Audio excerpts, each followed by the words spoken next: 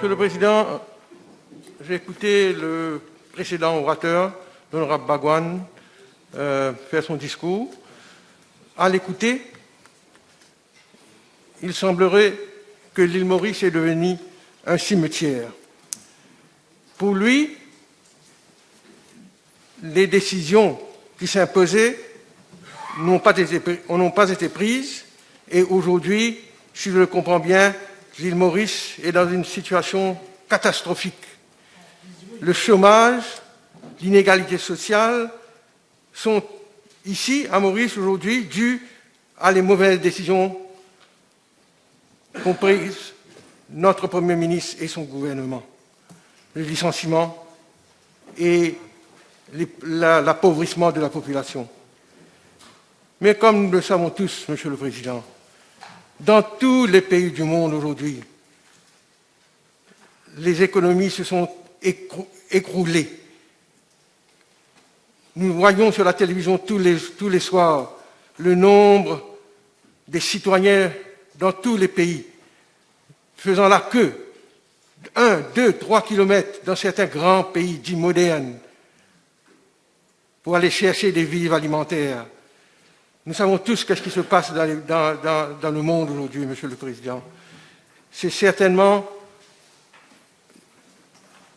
pas à cause des mauvaises décisions qu'a prises notre Premier ministre et le gouvernement que la situation économique aujourd'hui s'est détériorée. Nous savons tous quelles sont les raisons. Le distancing avec le peuple, j'ai entendu l'honorable Bagouane dire ça, répéter ça à la veille de chaque élection, Monsieur le Président. Que ses adversaires politiques devront toujours mettre des casques intégrales, doivent toujours se protéger, parce que le peuple va les courir après. Et cette fois-ci, il a mentionné des casques anti-roches ou anti-pierre. Mais la preuve, c'est que ces prédictions se sont avérées tout le temps fausses, c'est qu'à chaque fois, il est sur les bancs de l'opposition.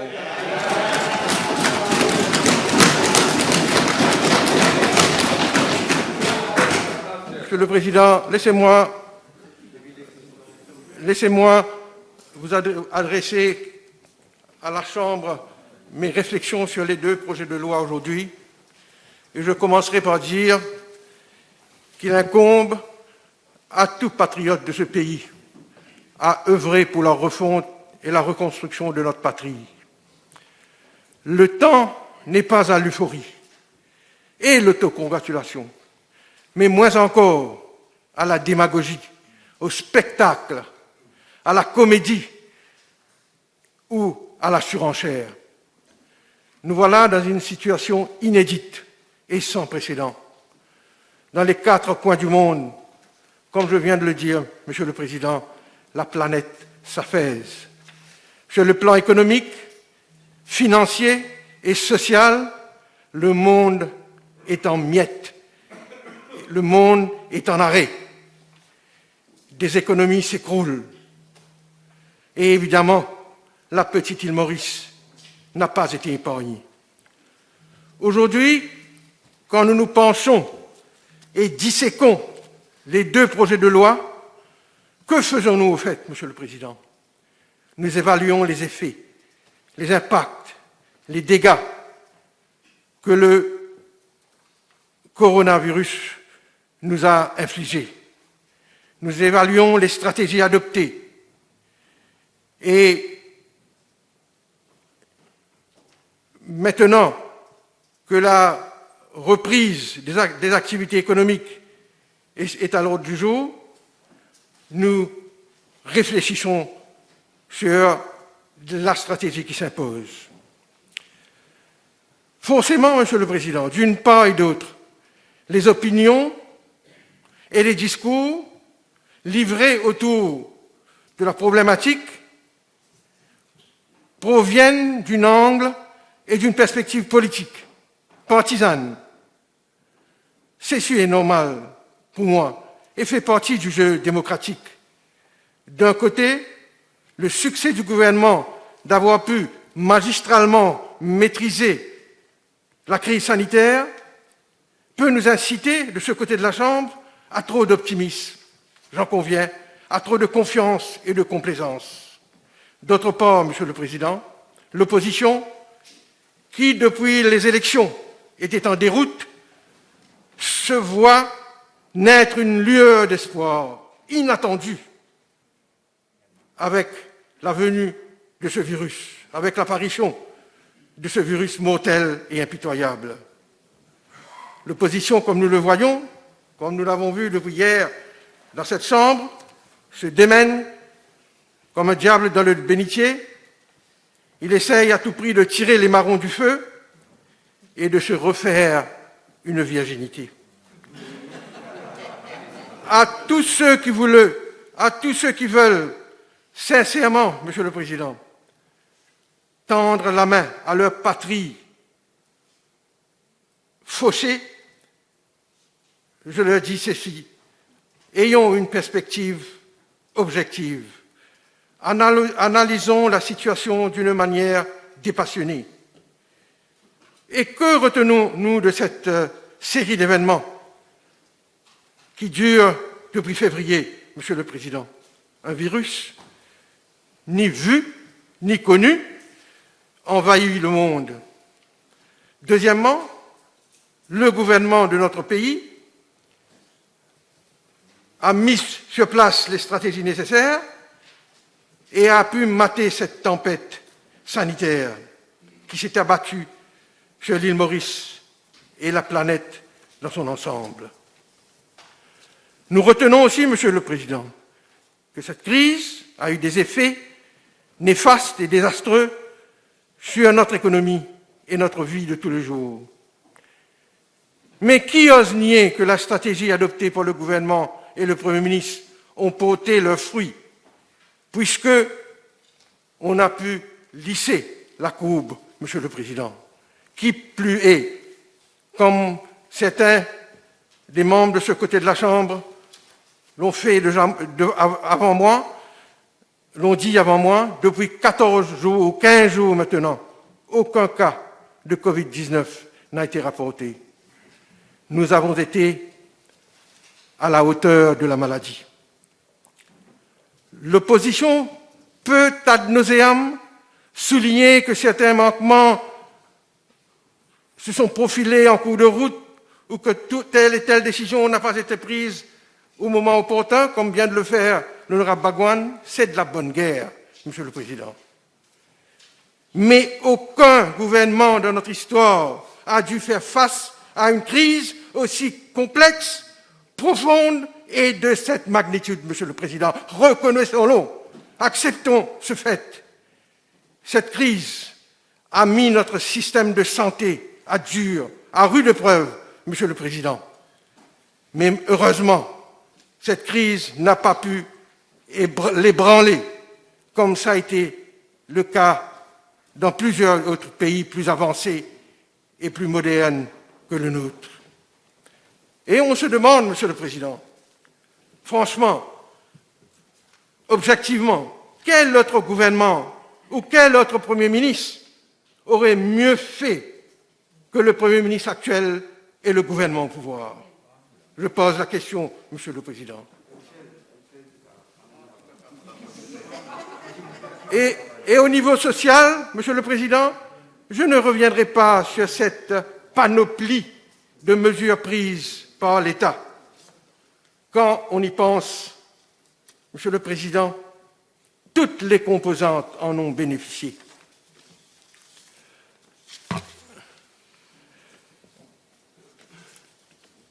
Les aînés, les senior citizens, les handicapés, les carers, les pêcheurs, les planteurs, les consommateurs, les locataires. Mieux encore, Monsieur le Président, ce matin, nous l'avons entendu, ou dans le PNQ, ou dans une déclaration faite par le ministre des Finances, 260 000 wage earners, 180 000 self-employed. Monsieur le Président, ont bénéficié du scheme qu'a proposé le gouvernement et son ministre des Finances, en dépit du fait que le pays est en récession économique, il a été épargné d'une récession au niveau de la justice sociale et la solidarité, Monsieur le Président. Le compte total de toutes ces prestations et le soutien vis-à-vis ceux au bas de l'échelle s'établissent dans les environs de 6 milliards de roupies, Monsieur le Président. Faites le compte. Et aujourd'hui, certains veulent donner des leçons au gouvernement sur sa générosité et ses principes de justice sociale. Monsieur le Président, il m'était opportun de rappeler à la Chambre aujourd'hui. J'ai avec moi, dans ma main, Monsieur le Président, un document intitulé « Additional Stimulus Package, Shoring Up Economic Performance » du Parti travailliste. Dans ce document, dans le sillage de la crise financière que nous nous rappelons tous, beaucoup parmi nous étaient dans cette chambre, dans l'opposition ou dans le gouvernement, je ne sais pas, mais en tout cas, j'y étais moi, avec beaucoup des amis qui sont au MMM. Dans ce document, le ministre et le Premier ministre expliquent leur plan d'action. Et nous venons au chapitre de Protecting the Population. Vous savez qu'avait fait le Parti travailliste alors en termes de protection de la population, Monsieur le Président? 3 mesures. La baisse du prix de la farine, la baisse du prix d'un pain de 100 grammes, la baisse of LPG, which will drop by 5%. Alors, en détail, ça voulait dire que les cadeaux qu'ils avaient faits aux plus vulnérables, aux plus faibles, vous savez qu'est-ce que c'était, Monsieur le Président? Le prix d'un pain avait baissé de 15 sous. Le prix de la farine avait baissé d'1 roupie. Et le prix du LPG avait baissé de 15 roupies. Et là aussi, de 315 à 300 roupies. 10 ans de cela. Et en tout, the above prices will require subsidies in excess of 350 millions de roupies, Monsieur le Président. 350 millions de roupies, voilà tous qu'avait en termes de soutien et de support à la population vulnérable à l'époque. Et aujourd'hui, je viens de vous dire les chiffres avec les schemes qu'a proposé le ministre des Finances s'établissent, comme je viens de le dire, Monsieur le Président, à plusieurs milliards de roupies.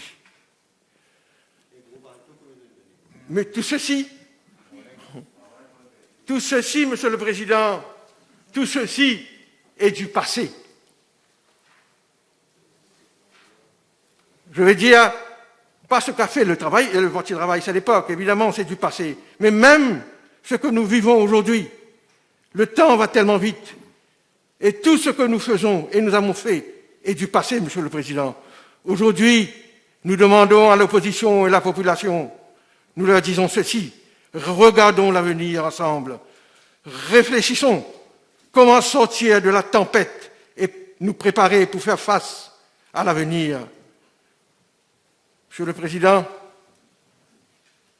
le monde est fragile, l'avenir incertain, les menaces sont nombreuses. Et c'est pourquoi nous avons tous à relever le défi qui nous attend. Et le défi immédiat qui nous attend est d'abord cette reprise progressive des activités, cette resumption of activities, cet easing of restrictions, qui ne signifie en aucune façon la fin de l'épidémie, comme nous le savons tous. C'est pourquoi nous appelons de tous nos vœux à l'autoresponsabilisation de la population, que le Singapour, que l'Allemagne, Séoul et autres pays nous servent de leçons et d'aiguillons. Monsieur le Président, dans ces pays-là, nous le savons tous, la resurgence, la deuxième vague a bel et bien eu lieu et nous savons quelles ont été les conséquences catastrophiques. Ici à Maurice, nous sommes en rémission, Monsieur le Président. Notre peuple doit comprendre que désormais, nous devons adopter un nouveau style de vie, des nouvelles habitudes, de nouveaux réflexes et un nouveau comportement. Il nous faut surtout éviter, comme l'a prédit le World Health Organization, il nous faut éviter à tout prix d'alterner entre le confinement et le déconfinement, Monsieur le Président.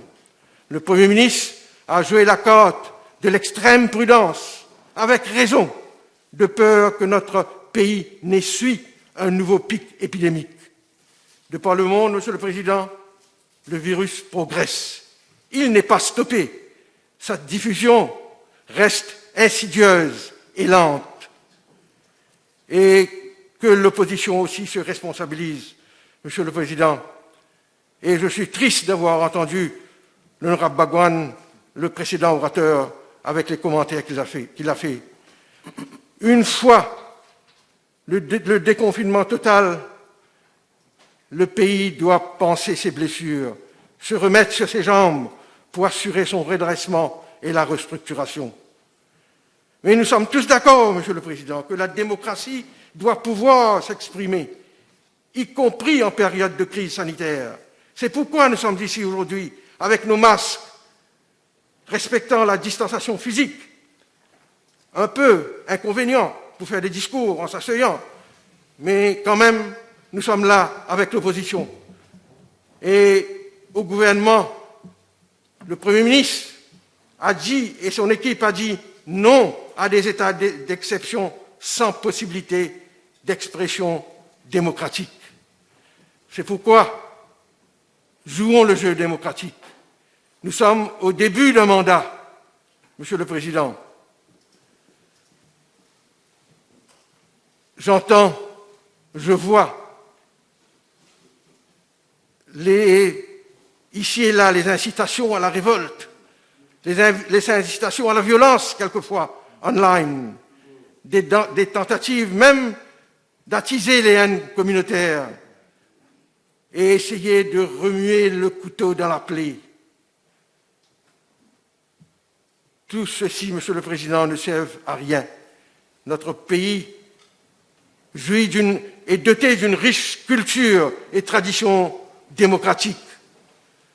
Nous sommes les héritiers d'une culture démocratique. Monsieur le Président, nous le savons tous. Laissons le temps au temps.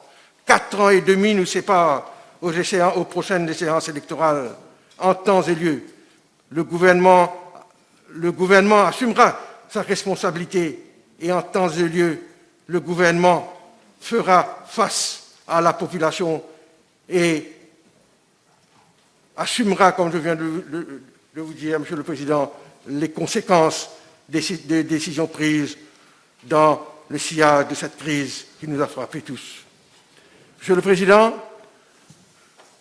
après avoir écouté très attentivement les discours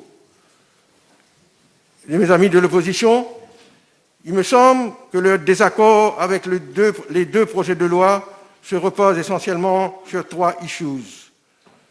Les pouvoirs de la police et les amendes imposées dans certains cas dans le Quarantine Bill, les amendements apportés au Banking Act, dans le Covid-19 Bill et les changements proposés au Workers' Rights Bill. Mais je viens tout de suite sur des commentaires qui ont été faits, Monsieur le Président, concernant cette clause dans le Quarantine Bill concerne par rapport au warrantless search. Monsieur le Président, la clause 11 du Quarantine Bill, effectivement, reads as follows: a police officer may enter premises without a warrant, ou deuxièmement, may arrest without a warrant a person who he has reasonable cause to believe has committed an offence under this Act or any regulations under this Act.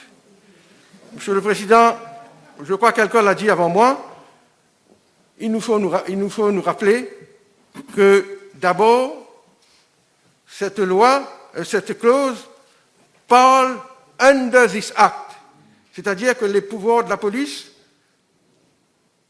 to enter premises without warrant or to arrest without a warrant when he has reasonable cause to believe an offense has been committed or will be committed. Ces dispositions de notre loi sont confinées, sont limitées à the act qu'on est en train de débattre, Monsieur le Président.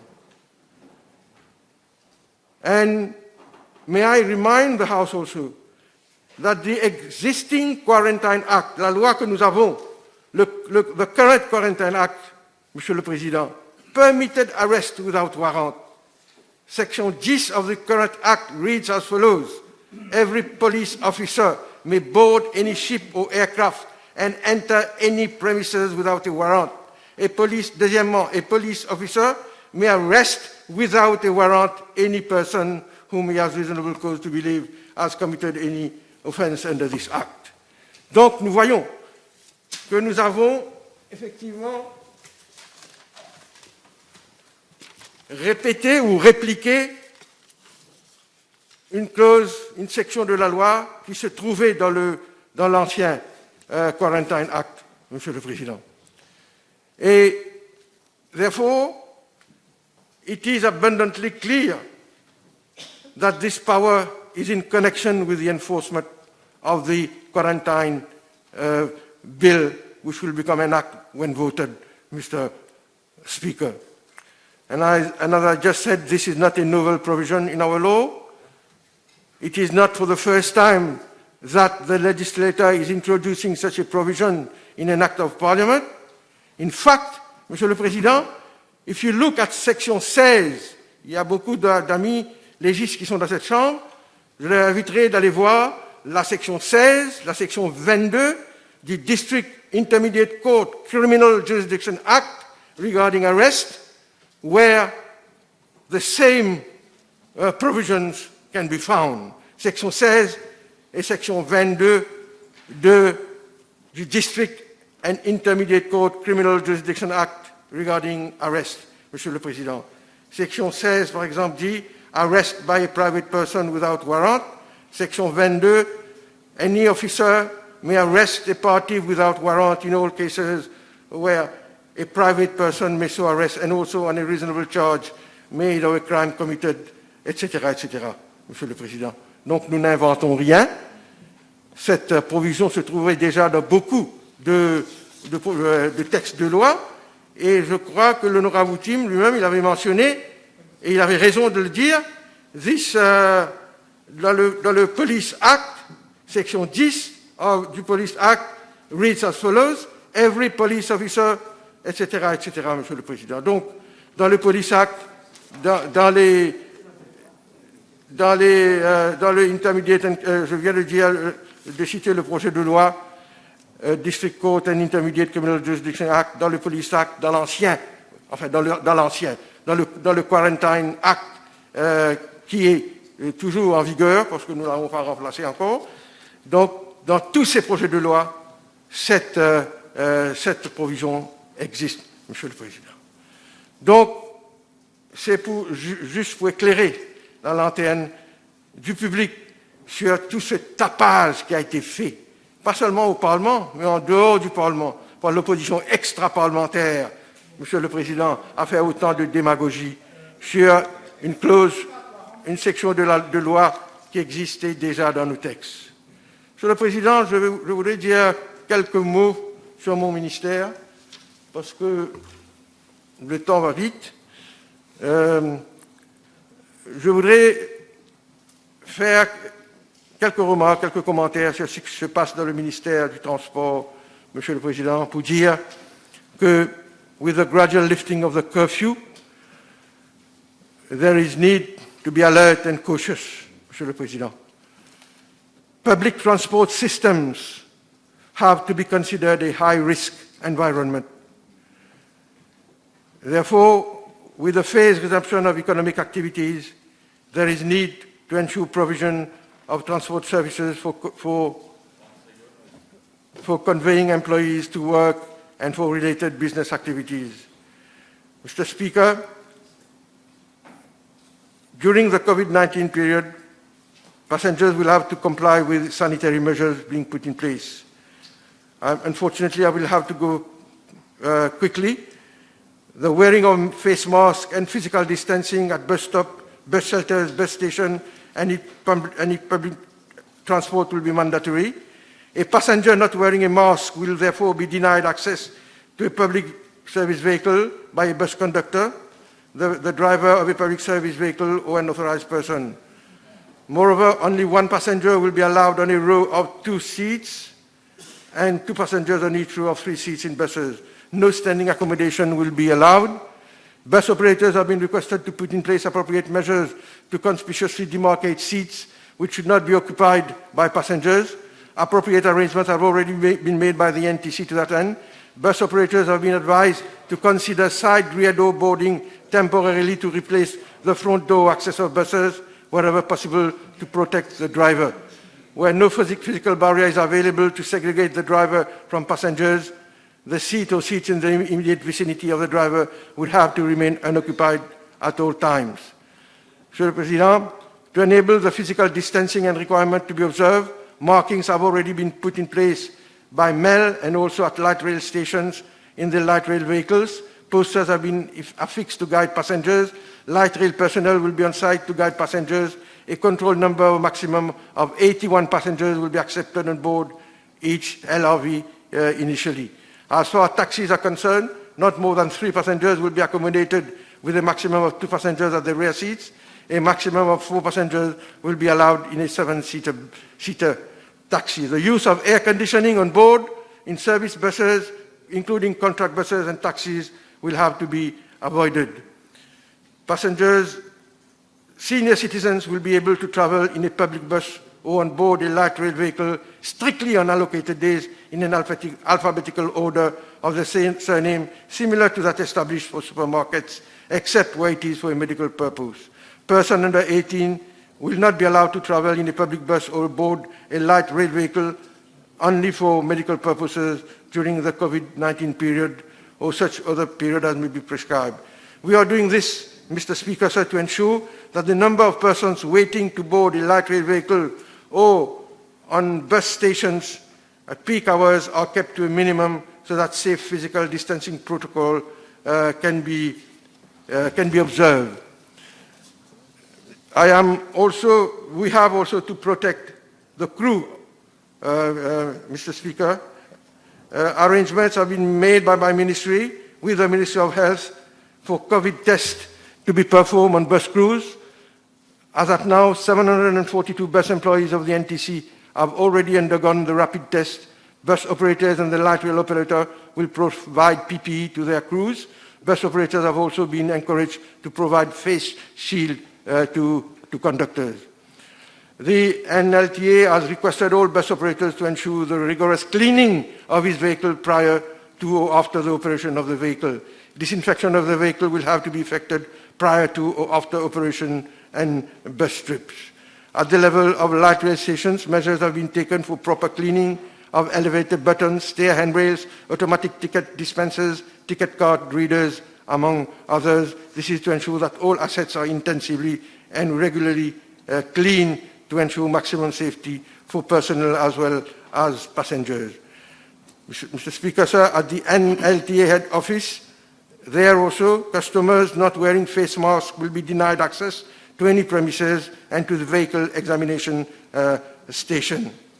And I take this opportunity to request the public to tender the exact amount when traveling by bus.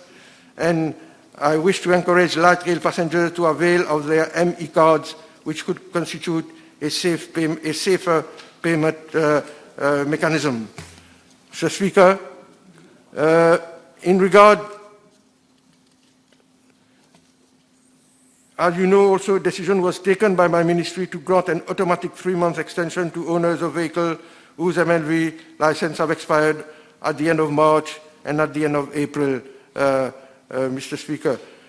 The motor vehicle license, the public service vehicle license will be deemed to have taken effect, if expired, to have taken effect as on the date of expiry, and the NLTA will not impose the 50% surcharge on road tax as provided by the Road Traffic Act. So, where the certificate of fitness of a vehicle has lapsed or will lapse during the curfew period, the vehicle has been and will be allowed on the road only in exceptional circumstances, that is, in the case of a person holding a valid work permit access delivered by the Commissioner of Police, a medical emergency, or a person has to purchase essential food items or necessities, subject to the vehicle having a valid insurance cover. Insurance companies have readjusted their operations in order to ensure a minimal operational level, mainly concerning renewals of insurance policies. After consultation with government, Mr. Speaker, the Insurers Association of Mauritius announced an automatic extension of automobile insurance policies which expired in March and until April 30, 2020 under existing conditions. I am made to understand that insurance companies obtained their work access permits from government and further readjusted their operation. As a result, there was no second automatic extension of insurance policies. Policyholders can effect payment by various digital transactions and facilities available, or simply take a commitment and make an arrangement with their insurance company to effect payment after the confinement period. Insurance companies are also communicating with their policyholders by email, phone, or social media. Mr. Speaker, sir, I would like to conclude by saying that the COVID-19 pandemic has stormed the world unexpectedly, and the disruptions brought along are telling. It is beyond reasonable understanding that how such a microscopic virus could have had such far-reaching and uncontrollable implications globally. Monsieur le Président, je terminerai en disant que la petite île Maurice doit retrouver toutes ses forces et son dynamisme pour faire face à ces nouveaux défis et continuer sa route vers la reconstruction d'un pays moderne et prospère. La reprise de l'économie prendra du temps et impliquera des sacrifices de la part de tout le monde, le gouvernement, les entreprises et la population en général. Notre pays doit faire preuve de sa résilience proverbiale.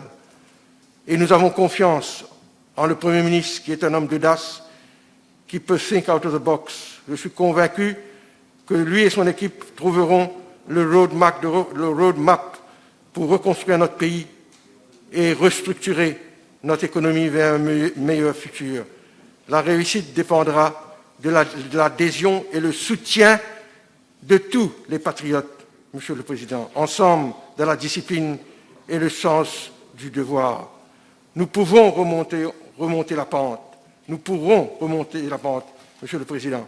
La réussite dépendra de chaque Mauricien. Je conclus en disant que j'ai confiance en mon pays. Et je me rappelle d'une phrase d'un célèbre poète anglais qui avait dit « If winter is here, summer can't be far away ». Et d'un poète maghrébien qui avait dit, Monsieur le Président, « À la fin de chaque crépuscule se lève une aube radieuse ». Merci, j'ai terminé.